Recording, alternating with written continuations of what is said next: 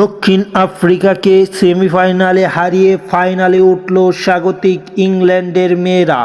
নারী টি-20 বিশ্বকাপের দ্বিতীয় সেমিফাইনালে গতরাতে মুখোমুখি হয় দক্ষিণ আফ্রিকা এবং ইংল্যান্ড। স্বাগতিক মেয়েরা প্রথমে ব্যাট করতে নামলে নির্ধারিত 20 ওভার তারা ব্যাটিং করে এবং 5 উইকেট হারিয়ে নেট ব্রায়ান্টের 47 বলে 75 রানের ইনিংসের মাধ্যমে নির্ধারিত 20 ওভারে তারা 169 রান সংগ্রহ করতে পেরেছিল।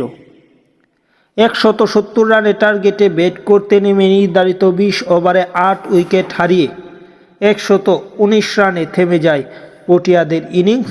তাই এই ম্যাচটিতে বড় জয় নিয়ে ফাইনালে মূলত ইংল্যান্ড নারী ক্রিকেট দল।